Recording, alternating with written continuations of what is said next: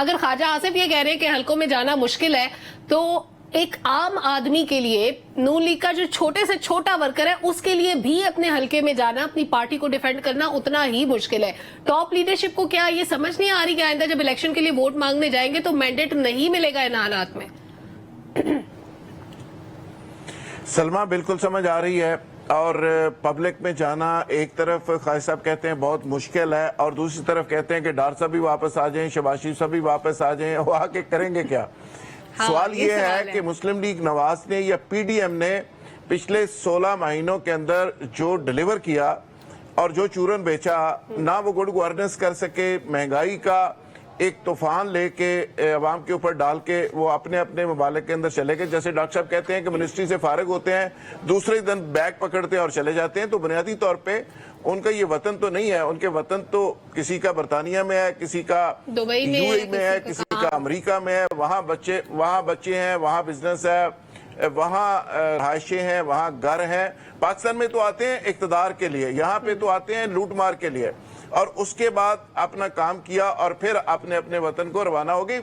مجھے تو یہ یاد نہیں پڑتا, میں حالانکہ رپورٹنگ سے لے کے اب تک, کہ یہ جو بڑے بڑے لوگ ہیں جن کی آپ بات کر رہے ہیں کہ انہوں نے کبھی عید بھی پاکستان کے اندر کی ہو. یہ عید بھی وہاں کرتے ہیں, اور ان سے 2 دن پہلے بے شک جانا پڑے, جا کے وہاں پہ پہنچ جاتے ہیں. سب کچھ عیدیں تو کی ہیں.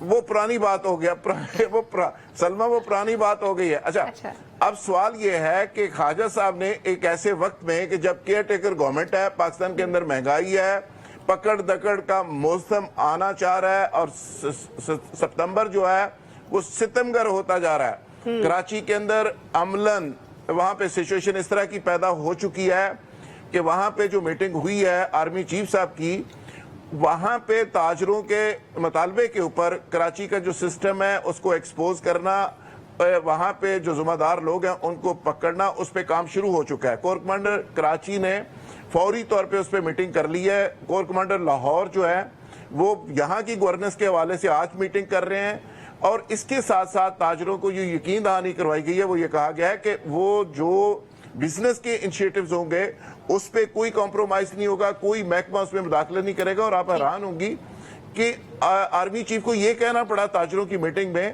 کہ سعودی عرب سے جو فیڈ بیک آیا پاکستان کے اندر انویسٹمنٹ کے حوالے سے, انہوں نے کہا کہ پاکستان کی بیوروکریسی کے رویے کی وجہ سے سعودی عرب یہاں پہ انویسٹمنٹ نہیں کر رہا, اور یہاں پہ ٹاپ لیول پہ یعنی کنگ ایم بی ایس جو ہے کنگ سلمان, اس کے لیول سے یہ فیڈ بیک آیا. اور انہوں نے کہا کہ اس کے بعد ایف آئی ایف سی جو بنائی گئی ہے اس پہ یہ انشور کیا گیا ہے کہ کوئی ادارہ, کوئی جوڈیشری, کوئی بیوروکریسی اس کو ڈسٹرب نہیں کرے گی, اور وہ اسی طرح کام کرے گی, اور اس پہ کوئی سرخ فیتے والا معاملہ نہیں ہوگا.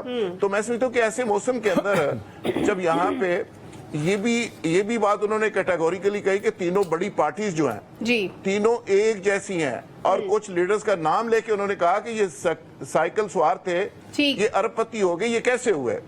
تو تینوں پارٹیز کو وہ بہت زیادہ فرق نہیں سمجھتے کرپشن کے حوالے سے. ایسے موسم میں خواجہ صاحب دعوت دے رہے ہیں, مجھے نہیں سمجھ آ رہی وہ کیوں دعوت دے رہے ہیں. اچھا ٹھیک ہے.